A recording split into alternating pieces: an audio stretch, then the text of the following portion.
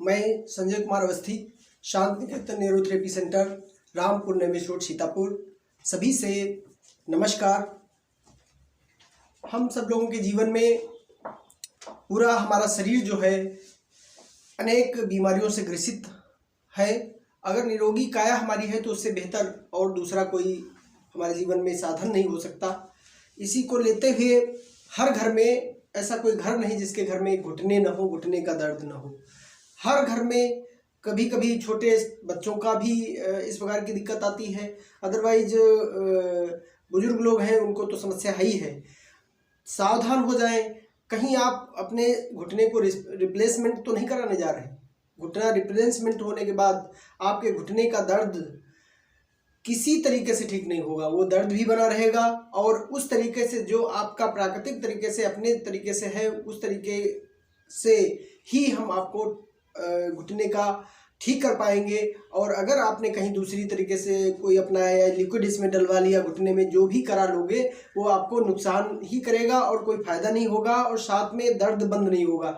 Liquid जब तक इसके अंदर आप इंजेक्शन वगैरह डलवा करके डाल लेंगे या दिलवा लेंगे डॉक्टर से, तो जब तक उसका प्रभाव रहेगा तब तक रहेगा। उसके बाद फिर वो दर्द होता है, फिर असहनीय दर्द होता है। इसलिए हम आपको कुछ ऐसे यूनिक न्यूरोथेरेपी के पॉइंट बताएंगे जिनसे आप घुटने को अपने बहुत आराम दिला सकते हैं। घुटना आपका बिल्कुल फिट हो सकता है।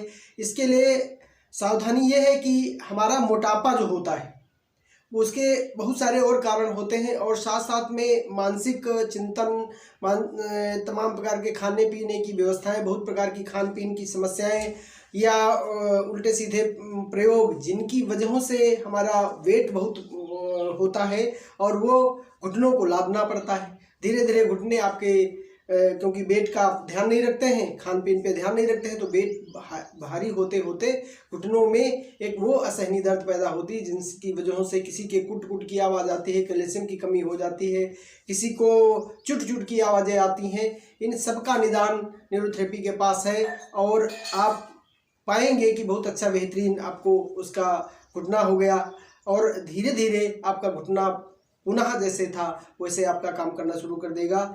देखिए, एक हमने कैंप लगाई, उस कैंप में मैंने देखा कि कई लोगों से पूछा कि आपको बीपी की समस्या, कितने लोगों, तो 4-5-10 लोग बीपी की समस्या से हाथ ऊंचा किया।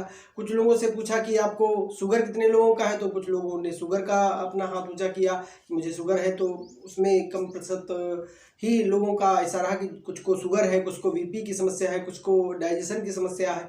इन सबका निचोड़ जब मैंने कहा कि आपको कितने लोगों को टेंशन की समस्या है, तो लगभग सबने बताया कोई किसी प्रकार का टेंशन, किसी को किसी प्रकार का टेंशन, कोई किसी तरीके से अपने मन को बीमार किए हैं। तो इन सारी समस्याओं का जो सारी बीमारियों की जड़ निकल करके आती है वो मेरा जीवन का टेंशन, और उस टेंशन के माध्यम से भी बहुत सारी बीमारियां हमारे शरीर में पनपती हैं। कुछ खान पीन के हमारे जो तरीके हैं, जैसे आपका पेट भरा है फिर भी आंखों से अगर कुछ इच्छा हुई तो आप खा जरूर लेंगे। जितने भी इस समय फास्ट फूड के आइटम हैं वो सब हम लोग खूब खाते हैं, पचाते कम है, खाते खूब हैं। और उनकी स्थिति ये आती है कि हमारे शरीर में फैट बढ़ता है और ग्लूकोज का डाइवर्जन जो होता है वो सही तरीके से न होने के कारण हमारा फैट धीरे धीरे बढ़ता इतना बढ़ जाता है, पेट लटक जाता है, भार इतना हो जाता है, श्वास लेने की गति आपकी बहुत गड़बड़ हो जाती है। इसको बहुत प्रकार से हम लोग, जो टेंशन का जो मामला है, टेंशन से भी हमारी इस प्रकार की स्थिति बनती है जिससे हमारा खान पीन का सिस्टम जो भी खाते हैं, कभी कभी आपने देखा होगा कोई आदमी टेंशन में हो, बारात में गया, शादी में गया, तो पता चला सब व्यंजन रखे हैं, उससे पूछो क्या आपने खाया, क्या किसका स्वाद आया, तो पता चला वो स्वाद ही नहीं जान पाता है, वो सब खा रहा या नहीं खा रहा, वो अपनी उसमें मानसिक चिंतन में है।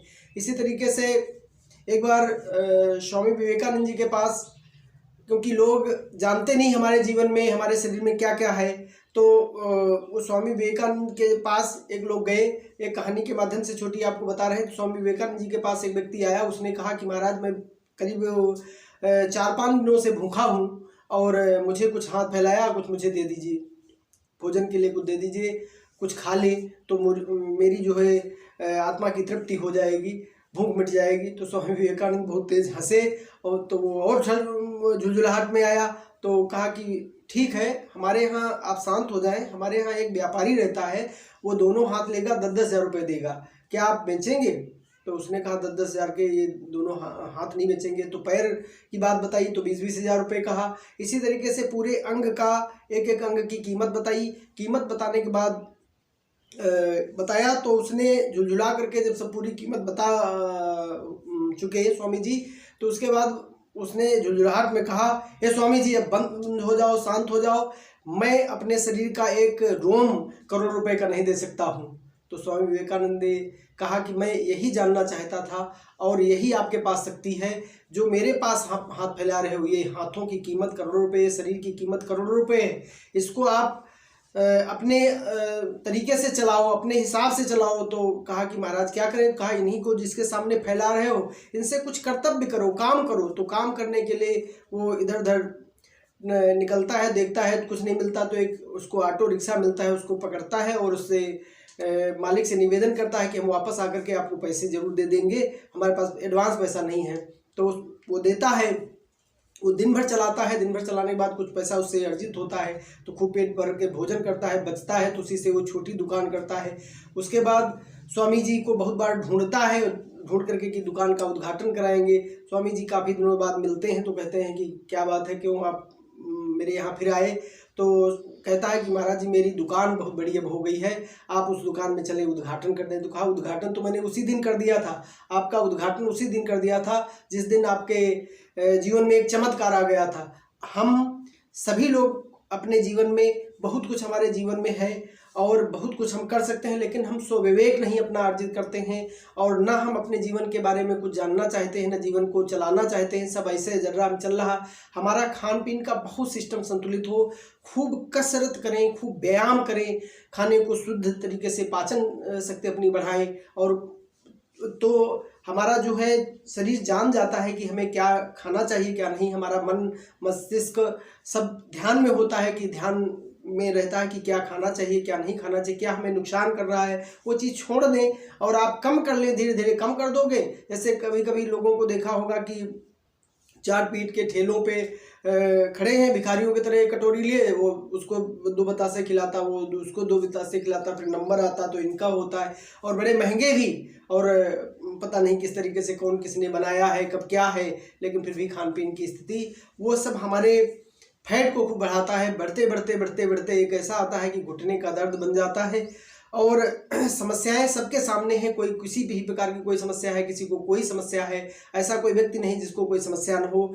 वो समस्या से जो निकल करके आते हैं वही एक महान पुरुष हो जाते हैं। किसी किसी को आपने देखा होगा कि दूसरे लोगों के द्वारा उनका जीवन का रिमोट है, वो चल रहे हैं, वो आराम से खा पी रहे हैं, दूसरे आपको कोई आप शब्द कह दिया, आपको कोई वैसी बात कह दिया, आपको मायूसी आ गई, आपके अंदर गुस्सा आ गया, आपके अंदर कोई ऐसी भावना पैदा हो गई, तो हमारे शरीर में जो केमिकल हैं वो सब आपके गुस्सा से कुछ और शरीर केमिकल छोड़ देता है, क्रोध से कुछ और केमिकल छोड़ देता है। इसी प्रकार से खुश रहने में आपके बहुत सारे केमिकल हैं, जो चेहरे की मुस्कुराहट में बहुत कुछ दम है। मुस्कुराएं और खुश रहें, ज़्यादा से ज़्यादा मेहनत करें और अपने खान पीन पे पूरा नियंत्रण रखें, खान पीन का ध्यान रखें, क्योंकि शुद्ध तो वैसे कुछ भी नहीं मिल पा रहा, लेकिन फिर भी आप अपना प्रयास करें कि अपने हाथों का, अपने घर का बनाया हुआ खाएं और जितने आवश्यकता है उतना ही खाएं, क्योंकि वैसे भी वर्ज्य पदार्थ के रूप में जैसे आप खाते चले जाएं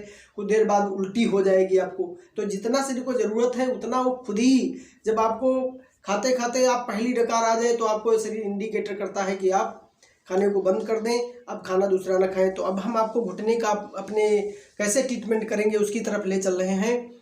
तो ये जैसे हमारा शरीर का पंजा होता है, ऐसे हम बैठ जाएं और बैठ करके ये जो हमारी फिंगर होती हैं, उंगलियां होती हैं, इनके अंदर हमको क्या करना है, पहली एक उंगली को ऐसे लचाएं, फिर दूसरी उंगली को ऐसे मोड़ें, फिर तीसरी, जितनी सहनीय हो, क्योंकि ये जकड़ी जैसी होंगी जिसके दर्द हो रहा होगा, और इनको ऐसे ऐसे करके ऐसे मोड़ें, फिर ऊपर की तरफ ऐसे ऐसे मोड़ें, फिर ऐसे ऊपर मोड़ने के बाद ऐसे एक एक अंगुली को फिर दोनों तरफ से 10-10 बार, 1 2 3 4 5 6 7 8 9 10 ऐसे करके आप 10-10 बार मोड़ें। उसके बाद दूसरा ये है कि आपका कहीं ऐसी जगह बैठ जाएं जिससे पैर फैला करके, और इसके कटोरी के चारों तरफ जो इस पे वो लगा होता है, ये जाम हो जाती किसी की, या दरअसल यहाँ की नसें जो हैं ब्लॉकेज जैसी हो जाती हैं, तो इनको ऐसे ऐसे करके ऐसे ऐसे चारों तरफ रबिंग करना चाहिए। और रब करके इनको फिर कुछ देर तक 5-10 बार इनको रब करें ऐसे ऐसे, तो चारों तरफ से ढीलापन आ जाएगा। और उसके साइड में नीचे ऐसे ऐसे करके खूब जो है रबिंग कर लें। रब करने के बाद तो इसकी नसें ढीली हो जाएंगी। ढीली होने के बाद फिर आप जिस स्थान पे बैठे हैं, जो घुटना दर्द आपका कर रहा है, उसी घुटने पर आप 10 बार 1 2 3 4 5 6 7 8 9 10 बार इसको चलाएं। उसके बाद यहाँ थोड़ा सा यहाँ रबिंग करें ऐसे ऐसे करके, यहाँ पर इस तरीके से रब कर लें।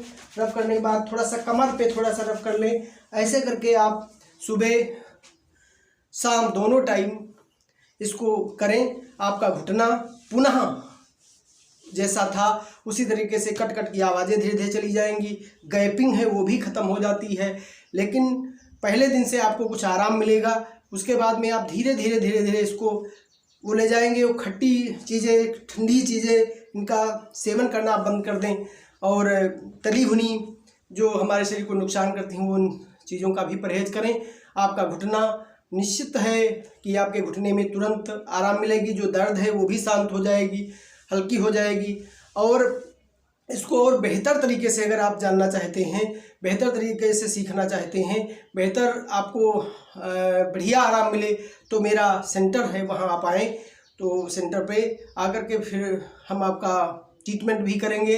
ट्रीटमेंट करने के बाद आपको तरीके भी बता देंगे, जिससे आप अपने घुटने को पूर्णतया और रिप्लेसमेंट कराने से बच जाएंगे। बहुत अधिक जो 2.5 लाख रुपए लगता है इसके घुटने रिप्लेसमेंट में, और फिर ठीक भी नहीं होता। इन सब पैसों से भी बच जाएंगे, शरीर में चीड़ फाड़ से बच जाएंगे, और आपका जीवन पुनः मंगलमय हो जाएगा। आप करके देखें, अपना के देखें। धन्यवाद।